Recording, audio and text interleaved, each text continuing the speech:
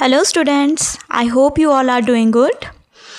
आज हम क्लास 6 के एसएसटी के चैप्टर 1 के क्वेश्चन आंसर करेंगे। अभ्यास के प्रश्न जो पेज नंबर 23 और 24 पर दिए गए हैं। पहला प्रश्न है, इस पाठ्य पुस्तक के पृष्ठ 10 और अध्याय 5 में चित्र 5.2 के संदर्भ में 2.5 सेंटीमीटर बराबर है 500 किलोमीटर के पैमाना लेते हुए नर्मदा नदी के मुहाने से गंगा नदी के मुहाने तक की वास्तविक दूरी की गणना कीजिए। यहाँ पर जो है आपको हमने एक फॉर्मेट दे दिया है जो आप अपनी आंसर जो आपकी नोटबुक है आप उसके ऊपर आंसर लिख सकते हैं। अब जल्दी से इसका आंसर देख लेते हैं। तो जो हमें दिया गया है 2.5 सेंटीमीटर जो है वो बराबर है 500 किलोमीटर के। ये हमें दिया गया था ऑलरेडी जो हमारा क्वेश्चन था उसमें। इसलिए जो 1 सेंटीमीटर है वो बराबर होगा 500 किलोमीटर डिवाइडेड बाय 2.5 जो कि इज इक्वल टू होगा 200 किलोमीटर के। अब जब हमारे पास 1 सेंटीमीटर जो है वो 200 किलोमीटर आ गया है तो हम 5 सेंटीमीटर की जो वास्तविक दूरी है उसको निकालेंगे। 5 × 2 जो कि हो जाएगा हमारे पास 1000 किलोमीटर। तो नर्मदा नदी के मुहाने से गंगा नदी के मुहाने तक की वास्तविक दूरी जो है वो लगभग 1000 किलोमीटर के आसपास होगी। अब चलेंगे प्रश्न नंबर 2। जब लंदन में दोपहर के 12 बज रहे होते हैं तो उसी समय भारत में शाम के 5:30 बजते हैं। ऐसा क्यों है? ये हमने ऑलरेडी चैप्टर में देख लिया था कि जो हमारा मुख्य यामी उत्तर है वो है 0 डिग्री देशांतर पर जो कि है लंदन में। भारत का जो मानक यामी उत्तर है वो है 82.5 डिग्री पूर्व देशांतर में। देशांतर के जो अंतर जब हम निकालेंगे तो जब हम 82.5 डिग्री को माइनस करेंगे 0 डिग्री तो हमारे पास जो आंसर आएगा वो आएगा 82.5 डिग्री। ठीक है। और पृथ्वी को 1 डिग्री देशांतर घूमने में जो है वो 4 मिनट लगते हैं। तो कुल मिनट जो हैं जब हम 82.5 से 4 को मल्टीप्लाई करेंगे तो हमारे पास आएगा 330 मिनट। तो घंटों में जब हम इसको बदलेंगे तो 330 डिवाइडेड बाय 60 जो कि हमारे पास आ जाएगा 5 घंटे और 30 मिनट। क्योंकि भारत जो है वो पूर्व में है इसलिए हमारा समय लंदन से 5 घंटे और 30 मिनट आगे रहता है। इसी वजह से जब लंदन में दोपहर के 12 बजते हैं तो भारत में जो है वो शाम के 5:30 बज रहे होते हैं। ये हमने ऑलरेडी जो है चैप्टर में देख लिया था, लेकिन ये हमने आपको एक पूरा आंसर बना करके दे दिया है फॉर्मेट जो कि आप अपने नोटबुक में लिख सकते हैं। और एग्ज़ाम में भी आप अगर इस तरह से लिखेंगे तो आपके जो है फुल मार्क्स आने की चांसेस जो है वो बढ़ जाते हैं। अब हमारा जो थर्ड क्वेश्चन है वो है, हमें मानचित्र में प्रतीक चिन्हों और रंगों की आवश्यकता क्यों होती है? ये भी हमने ऑलरेडी जो है चैप्टर में देखा था। उत्तर है, मानचित्र में इनकी आवश्यकता निम्नलिखित कारणों से होती है। तो जो पॉइंट नंबर 1 है वो है कम जगह में अधिक जानकारी। जब हम प्रतीक चिन्हों का जो है इस्तेमाल करते हैं तो हम कम जगह में बहुत सारी जानकारी दे पाते हैं। जैसे नदी के लिए अगर हमने नीला रंग कर दिया तो हमें समझ में आ जाएगा कि यहाँ पर जल है। वास्तविक इमारतों या पेड़ पौधों को नक्शे पर दिखाना कठिन है क्योंकि इतने सारा अगर एक बहुत बड़ा शहर होगा तो हम एक एक जो इमारत है उसको नहीं दिखा पाएंगे। इसलिए जो है हमने कहा कि इमारतों या पेड़ पौधों को नक्शे पर दिखाना कठिन होता है जो कि बहुत बड़े बड़े होते हैं, इसलिए छोटे चिन्हों का प्रयोग किया जाता है। नंबर 2 है समझने में आसानी। नीले रंग से पानी, हरे रंग से घास और पेड़ आसानी से पहचाने जा सकते हैं। हम बहुत बड़ा जंगल जो है वो मैप पर नहीं दिखा सकते, इसलिए हम जो है वो प्रतीक चिन्हों और रंगों का इस्तेमाल करते हैं। आगे है निश्चित नियम। भारतीय सर्वेक्षण विभाग और सरकारी निकाय इन चिन्हों के तहत काम करते हैं ताकि हर कोई इन्हें समझ सके। अब हमारे पास जो प्रश्न नंबर 4 है, आपके घर या विद्यालय की 8 दिशाओं में क्या क्या स्थित है पता लगाइए। ये मैंने जो है वो अपने मेरे घर के पास जो विद्यालय है उसके आधार पर ये जो है इसका उत्तर तैयार किया है। मेरे विद्यालय या फिर स्कूल को जो है केंद्र मानते हुए उसके आसपास की 8 दिशाओं में जो मुख्य स्थान है वो इस प्रकार हैं। आप अपने अकॉर्डिंग कर सकते हैं, लेकिन ये मैंने आपको एक एग्जाम्पल के तौर पर दे दिया है। उत्तर में जो है वो स्कूल का मुख्य जो प्रवेश द्वार है वो है। दक्षिण में खेल का बड़ा मैदान है। पूर्व में उगता हुआ सूरज और सरस्वती का जो है वो मंदिर है। पश्चिम में स्कूल की लाइब्रेरी है। उत्तर पूर्व में पीने के पानी का नल है। दक्षिण पूर्व में स्कूल की कैंटीन है। दक्षिण पश्चिम में साइकिल स्टैंड या फिर जो बस स्टॉप है वो है। उत्तर पश्चिम में जो है वो प्रिंसिपल का ऑफिस है।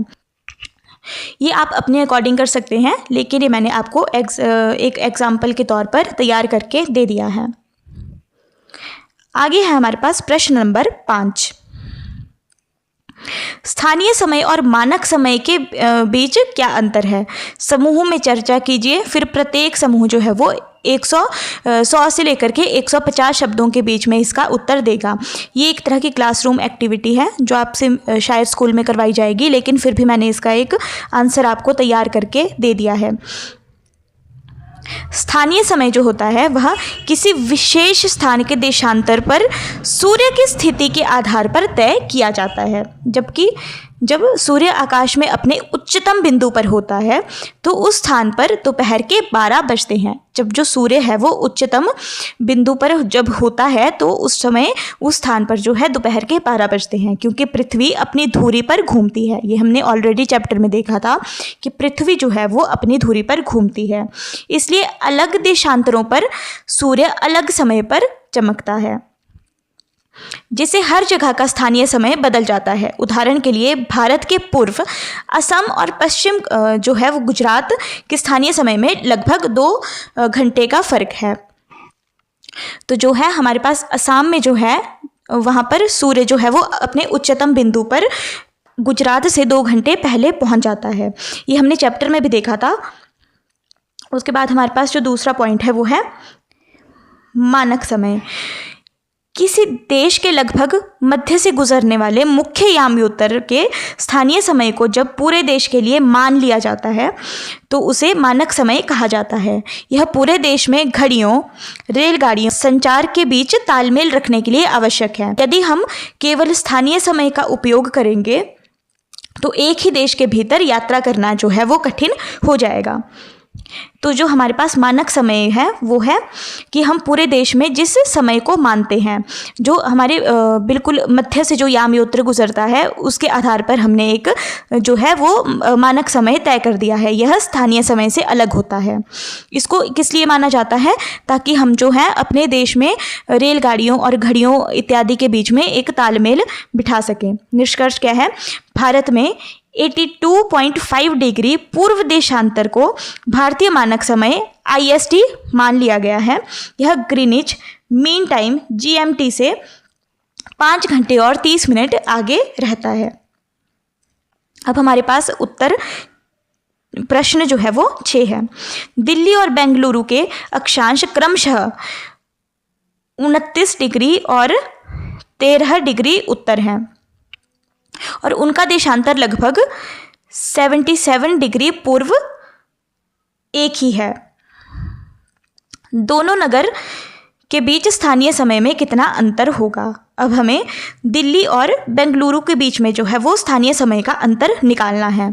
दिल्ली और बेंगलुरु के बीच स्थानीय समय में कोई अंतर नहीं होगा। इसके मुख्य 2 कारण हैं। देशांतर की स्थिति। स्थानीय समय केवल देशांतर यानी पूर्व पश्चिम की स्थिति पर निर्भर करता है। प्रश्न के अनुसार दिल्ली और बेंगलुरु जो हैं वो दोनों ही 77 डिग्री पूर्व पर स्थित हैं। सूर्य की जो स्थिति है, क्योंकि दोनों शहर एक ही देशांतर रेखा यामयोत्र पर हैं, इसलिए वहाँ सूर्य एक ही समय पर आकाश के उच्चतम बिंदु पर होता है। देशांतर रेखा पर स्थित हैं। दिल्ली और बेंगलुरु जो है वो एक ही देशांतर रेखा पर स्थित है। वहाँ पर जो है सूर्य एक ही समय पर अपने उच्चतम बिंदु पर पहुँचता है, इसलिए जो दोनों का समय है वो बराबर ही रहेगा। उसके बाद हमारे पास है अक्षांश का प्रभाव। अक्षांश जो है वो 29 डिग्री उत्तर और 13 डिग्री उत्तर केवल उत्तर और दक्षिण की स्थिति और जलवायु को दर्शाते हैं। जो हमारे पास अक्षांश है वो क्या दर्शाता है? जलवायु की जो स्थिति है सिर्फ उसी को दर्शाता है। इसका स्थानीय समय पर कोई जो है प्रभाव नहीं पड़ता है।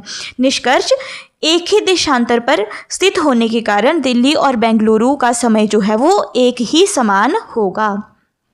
जो है हमारे पास प्रश्न नंबर 7 है। निम्नलिखित कथनों पर सही या गलत का चिन्ह लगाइए और इसे एक या दो वाक्यों में समझाइए। पहले आपको सही या फिर गलत का चिन्ह लगाना है और उसके बाद जो है उसे एक या दो वाक्यों में समझाना भी है। अक्षांशों के सभी समानांतरों की लंबाई समान होती है, तो ये जो है ये गलत है। क्यों? भूमध्य रेखा सबसे बड़ा अक्षांश वृत्त है और ध्रुवों की ओर जाने वाले जो वृत्त हैं उनका आकार जो है ध्रुवों की ओर जाते हुए छोटा हो जाता है। देशांतर के एक याम्योत्तर की लंबाई भूमध्य रेखा से आधी होती है, तो ये जो है ये हमारा सही है। कारण क्या है? देशांतर रेखाएं अर्धवृत्त होती हैं। जो देशांतर रेखाएं होती हैं वो अर्धवृत्त होती हैं, जो एक ध्रुव से दूसरे ध्रुव तक जाते हुए जो है, जबकि जो भूमध्य जो रेखा है वो पूरी पृथ्वी का घेरा बनाती है, इसलिए वो क्या है? पूर्ण वृत्त है। अगला है हमारे पास दक्षिण ध्रुव का अक्षांश 90 डिग्री दक्षिण है, ये जो है सही है। कारण विषुवत वृत्त 0 डिग्री अक्षांश है और वहाँ से दक्षिण की ओर अंतिम बिंदु जो है वो ध्रुव 90 डिग्री पर स्थित है। इससे अगला हमारे पास जो है वो है असम में स्थानीय समय और IST भारतीय मानक समय एक ही है, ये जो है गलत है। इसका कारण क्या है? IST जो है पूरे देश के लिए एक समान मानक समय है, जबकि जो असम का जो स्थानीय समय है वो अपने जो उसका अपना देशांतर है पर सूर्य की स्थिति के अनुसार अलग होता है। जो असम का ओरिजिनल टाइम है, जो स्थानीय समय है, वो जो है वो हमारे मानक समय से अलग होता है। इसके बाद हमारे पास है समय क्षेत्र को पृथक करने वाली रेखाएं देशांतर या याम्योत्तर के समान होती हैं, ये है गलत। इसका कारण क्या है? समय क्षेत्र की रेखाएं अंतर्राष्ट्रीय सीमाओं और देशों की सुविधा के अनुसार टेढ़ी मेढ़ी हो सकती हैं, जबकि देशांतर रेखाएं जो हैं वो हमेशा सीधी होती हैं। ये हमने चैप्टर में ऑलरेडी देखा हुआ था। इसके बाद है भूमध्य रेखा एक अक्षांश वृत्त भी है, ये सही है। भूमध्य रेखा जो है वो पृथ्वी के चारों ओर बनने वाले एक बड़ा सा जो मुख्य अक्षांश वृत्त है जिसे 0 डिग्री माना जाता है। तो ये हमारे पास जो है वो इस चैप्टर के प्रश्न उत्तर थे। आप यहाँ से इन्हें अपने नोटबुक पर लिख सकते हैं, जो आपके एग्ज़ाम्स के लिए भी आपके काम आएंगी। सो थैंक यू, और चैनल को सब्सक्राइब करना बिल्कुल भी मत भूलिएगा और वीडियो को लाइक कीजिएगा। धन्यवाद।